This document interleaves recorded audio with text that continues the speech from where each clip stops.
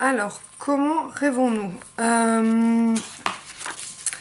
peut-être lire plutôt les chapitres. Les mécanismes du sommeil. Bon, alors ça, vous savez tout, c'est des stades. Il y a le stade 1 qui représente l'endormissement, soit à peine 5% de la nuit. Le stade 2 qui représente 55% du temps de sommeil. Le sommeil lent, profond, qui représente 20% de la nuit. Et partagé en stade 3 et 4, selon la proportion du ralentissement cérébral. Pendant le sommeil lent profond, le cerveau réduit sa consommation d'énergie d'environ un tiers par rapport à l'éveil. Les cellules nerveuses consomment moins de glucose, le seul sucre qu'elles savent utiliser, et moins d'oxygène. De nombreux autres phénomènes accompagnent le sommeil lent. Le tonus musculaire se relâche dès l'endormissement au point que chacun peut facilement repérer une personne qui s'endort face à lui. Voilà, mais je vais savoir à quel moment on rêve, mais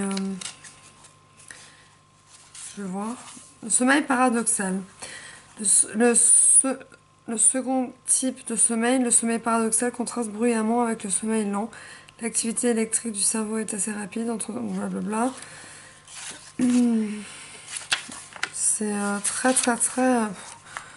Bon, en bref, au début de la nuit, on a un sommeil léger, au milieu de la nuit, on a un sommeil lent, où je suppose que les rêves où les rêves se forment, mais j'aimerais avoir la confirmation avant que la caméra s'éteigne. Le somnambulisme, la terreur nocturne, les hallucinations hypnagogiques sont des troubles du sommeil. Les rêves, des phénomènes bien réels. Pas de souvenirs de rêve. Alors, ça c'est assez intéressant, ça je sais pas du tout. Donc, qu'est-ce qu'un rêve? Voilà un point de départ très important. Selon la définition du rêve, les résultats obtenus par la psychologie cognitive sont extrêmement différents. Blablabla. Il y a des classes. Donc, je suppose leur ressemblance avec la vie réelle sur une échelle ordinale de 0 à 7. Donc là, alors, je continue. Donc, en fait, ici, je suppose qu'il parle du type de personne. Donc, il y a les personnes qui n'ont pas de souvenirs, pas de rêves. Il y en a qui ont des rêves blancs, j'ai rêvé, mais tout oublié. Des gens qui ont des visions d'une scène. Des gens qui ont une vision de plus d'une scène. Des gens qui ont des rêves cohérents. Des gens qui ont des rêves dans lesquels le sujet agit, son action porte résultat, tout est cohérent, détaillé. Des personnes où c'est des longs scénarios, images hallucinées, mais tout ressemble à la vie quotidienne. Et enfin, le 7e, long scénario, le dormeur est impliqué. Il y a beaucoup d'images, les contenus mentaux contiennent des bizarreries, des étrangetés. Alors, que veut dire tout cela? Souvent, dans la pensée collective, ce sont les contenus mentaux de score 7 qui sont retenus comme des rêves. Ainsi, donc c'est pas par personne, c'est par catégorie de sommeil. Quel sommeil on a eu. Donc de score 7 qui sont retenus comme des rêves. Ainsi, les rêves dans lesquels le sujet plane, survole les lieux, combat, repasse son baccalauréat qu'il a obtenu 30 ans avant, sont classés en score 7. Ces rêves, ça c'est vrai, moi je rêve souvent que je repasse le bac et je le foire à chaque fois, c'est horrible. Ces rêves longs et étranges sont surtout produits en fin de nuit. Ils sont probablement plus marquants, mieux mémorisés à cause de leur étrangeté et de leur proximité avec le réveil. Nous y reviendrons. On va voir. Et si l'on pratique un rêve recueil systématique tout au long de la nuit, les souvenirs des rêves où on est surpris par la grande fréquence de rêves simples de la vie quotidienne, tels que je prépare du café, je pense à mon loyer, que ce soit en sommeil paradoxal. Donc, on en était où? Donc, il y a différentes classes de rêves.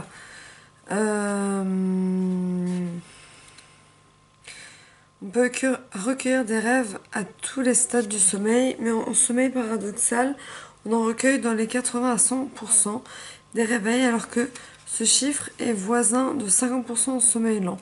Les rêves de sommeil lent, blablabla. Comment on recueille les rêves? Alors, ça peut être intéressant. Je vais vous lire. Je suis désolée, c'est une vidéo où je lis beaucoup, mais c'est quand même intéressant. Comment recueille-t-on les rêves? Le recueil des rêves, comme celui des hallucinations hypnagogiques dont nous avons parlé plus haut, se rapproche un peu de la chasse aux papillons. La façon dont on recueille les souvenirs de rêves est importante. La première façon consiste à attendre le réveil spontané du dormeur. Donc c'est-à-dire qu'il n'y a pas d'alarme, on se réveille naturellement, donc on a plus de chances de se souvenir de nos rêves, c'est ce que je comprends. Celui-ci note alors, ou mieux il enregistre, son récit sur le vif. Certains sont ainsi composés d'un véritable noctal, un journal de nuit des rêves. Mais cette méthode ne va conserver que les souvenirs saillants du rêve avec un taux de recueil faible. La moyenne dans la population adulte après une première semaine est de 2,29 souvenirs de rêve par semaine. Au-delà d'une semaine se met en place un processus d'entraînement et nous le verrons plus tard, le taux de souvenirs de rêve augmente. Donc ça veut dire que, je sais pas si c'est naturel ou pas, mais il y en a qui se souviennent plus de leurs rêves et moi je me souviens de pratiquement tous mes rêves. Parfois tout de suite, parfois dans la journée j'ai des bribes et après j'arrive à reconstituer le rêve.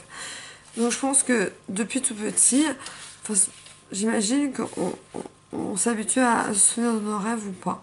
Parce que moi je connais des gens qui ne se souviennent jamais de leurs rêves. Analyser les rêves.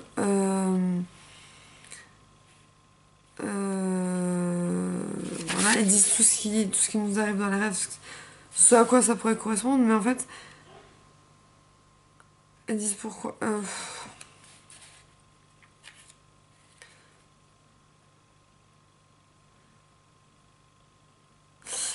En fait, alors je vous lis la fin. Plus rarement, car c'est difficile à réaliser, la psychologue va revoir avec le dormeur le contenu de ses rêves et le comparer à sa vie réelle. Donc moi, ce que je voulais vous dire avant, c'est que, en fait, les rêves prémonitoires n'existent pas. Mais moi, c'est ce que j'ai appris. Hein. Par contre, quand on fait un rêve et qu'on s'en souvient, donc imaginons, j'ai déjà fait un rêve que je recontactais une vieille amie avec qui je m'étais embrouillée. Et je la revoyais, c'était super. Du coup, le matin, je lui ai envoyé un message. Et elle a répondu et on va se revoir. Donc, ça veut dire quoi? Ça veut dire qu'en fait, les rêves vont orienter la journée.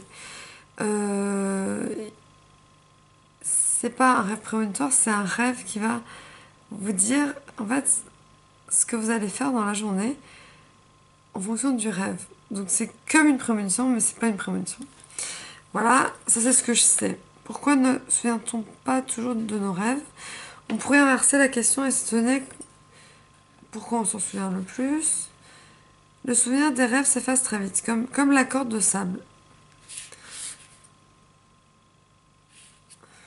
Je prends les plus importants. Hein. Celle-ci indique qu'il y a une capacité d'apprentissage dans le souvenir du rêve. Il y a une capacité d'apprentissage dans le souvenir du rêve.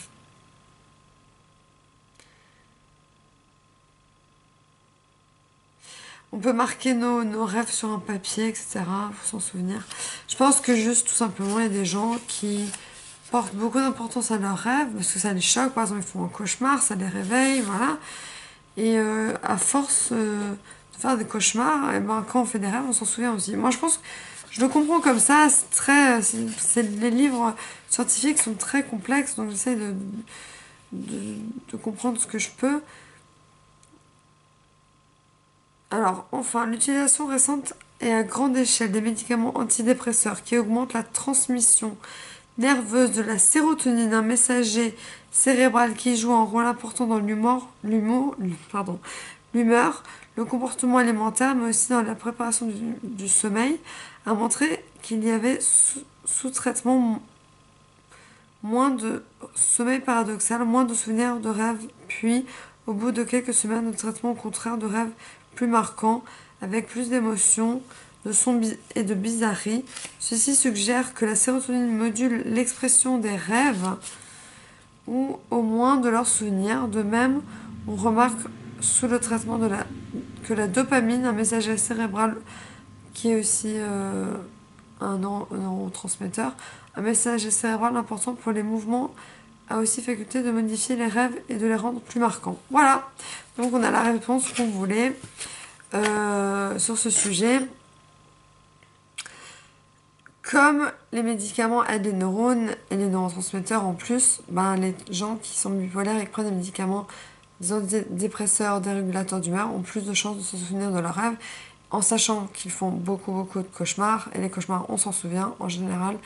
Donc du coup, voilà, j'ai fait un peu, j'ai récapitulé les 2 livres en 2 vidéos.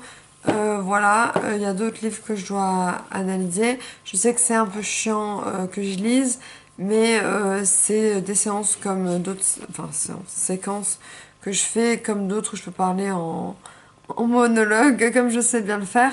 Mais je trouve intéressant d'avoir un point de vue médical et scientifique aussi parfois, parce que moi je m'y connais à un certain niveau, mais j'analyse ce que j'analyse, je vois ce que je vois, mais je sais pas tout. Voilà, je n'ai pas la science infuse.